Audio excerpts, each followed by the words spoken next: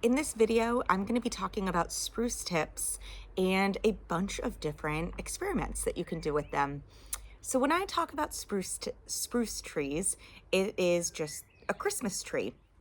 However, I would not recommend buying a Christmas tree from a Christmas tree seller and then cutting off the branches and experimenting with it, because Christmas trees have probably been sprayed with lots of chemicals to keep it looking nice and fresh.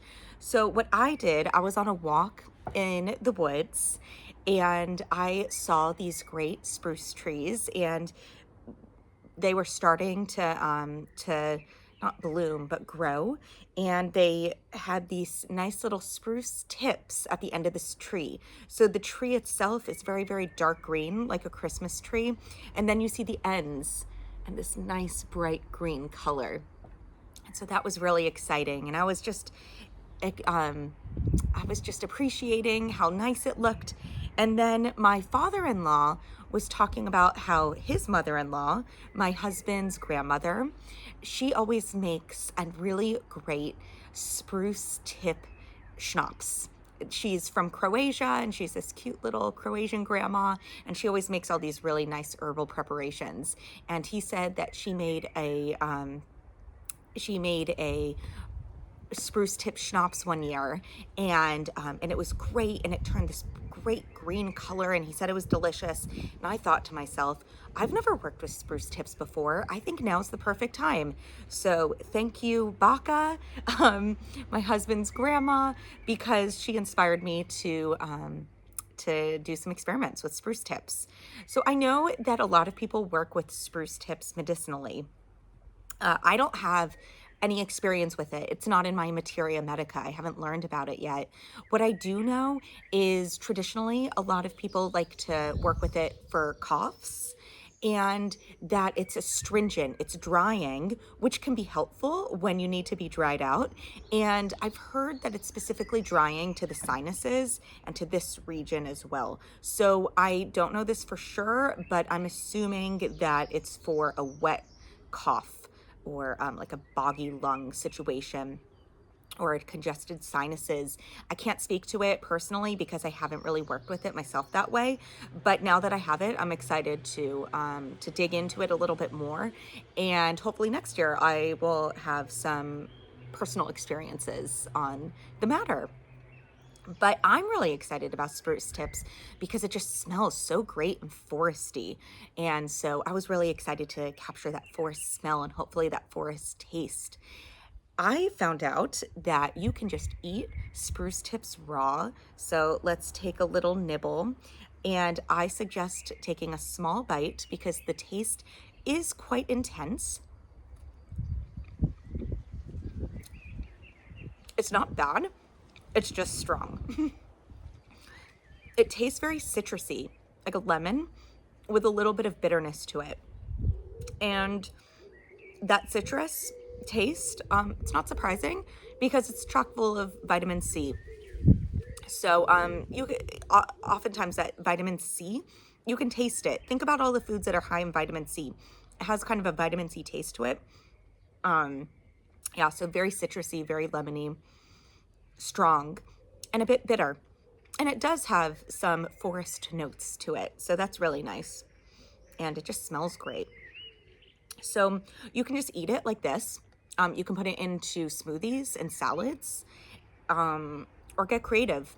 I've heard that a lot of people like to dry it and work with it like they would rosemary. So you can spice dishes with it, or if you have it fresh, you could also use it and cook dishes fresh as well. So you can get really creative with this, and I'm excited to start cooking with it a little bit more. I might be making eggs later today for lunch, so maybe I'll put some in my eggs. Okay, so besides eating it, what can you do with it? So I decided, because I've never worked with it before, I want to try everything and see what I like the best. So I thought, what would be lovely? Spruce tip syrup, which is kind of funny for me because I'm not a big syrup person.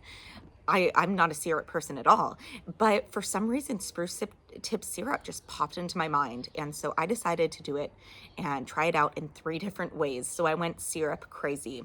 So the other night, I made my first spruce syrup preparation. It didn't go too well. What I did was I boiled the spruce tips in a pot. I wasn't sure if I wanted to make it as a really strong infusion tea or a decoction where you bring it to a boil on the stove and then you bring it down and let it simmer for 15 to 30 minutes. So I decided, you know what, I'm going to decoct it because you might as well try. And so I tried the decoction. I tried it before I mixed it with any honey or sugar, and it was very, very strong. The lemony taste was gone, not gone, but it wasn't as strong. It was more bitter, and you could taste that forest flavor. I liked it. I thought it was good. I probably wouldn't just drink it straight, taste wise, but it was a nice taste. I would do it again. And then what I decided to do, instead of adding sugar to the syrup, I decided to mix it with honey, because a lot of people like to make syrups with honey instead, because I try to stay away from refined sugar. I ended up doing that. I mixed it all together, shook for a really long time so the honey was throughout and it was a nice texture. And then I tried it, let it cool again, and tried it again. And the flavor, it wasn't bad, but it tasted like honey. It kind of lost that spruce flavor. So I did half honey, half spruce decoction, and it should hold like that. And I put it in the fridge, and I'm just going to use it up like I would normal honey, because it doesn't have really that flavoring agent in it. So I'm glad that I tried it, but I wouldn't do it again. So I decided to make another spruce syrup, and I made a preparation that I've never done before. So I said that I am not a big sugar, like refined sugar person, but there was a preparation method that I've wanted to try for a bit now, and I thought, okay, spruce, I'm going to try it with spruce. So what I did is I got white sugar. You could also use brown sugar as well, but I had white sugar, so that's what I used. And what I did was I put a little layer of sugar and then a little layer of fresh spruce tips, and then a layer of sugar, a layer of fresh spruce tips. And I did it all the way up, and now I'm just letting it sit here.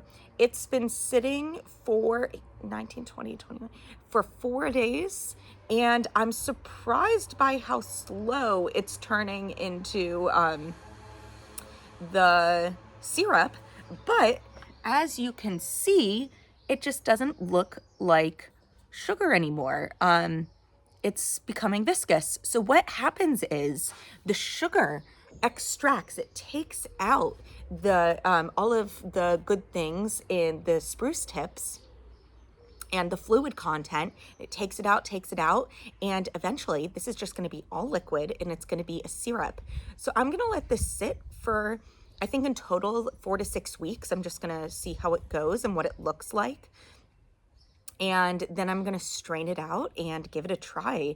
And I think it would be really nice added to sparkling water, or maybe some cocktails, baking maybe. So I'm really excited. I've never done this before, and I hope that it has a really strong spruce flavor. So fingers crossed. I'll let you know how it goes. I'm very excited about this. You can see that the spruce is kind of turning yellow, which is what it looks like when it dries. So that's interesting to note. So because the syrup that I made with the honey, it didn't have that spruce flavor, I was thinking, I wonder if I could infuse spruce tips into honey. Well, I know I can infuse spruce tips into honey, but I was wondering what it would taste like. And so here I have a spruce tip infused honey. So what I did was I added fresh spruce tips to a jar and just poured some honey on top. And I'm gonna let this sit for a month, and then I'm gonna strain it out every day. I always shake my preparations because you want to make sure that that you're really extracting as much as possible.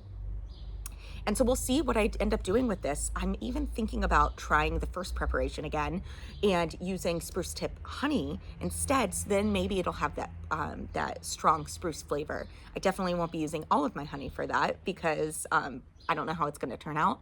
So we'll start with a little bit and see how it tastes. And if it's great, then maybe I'll use all of it.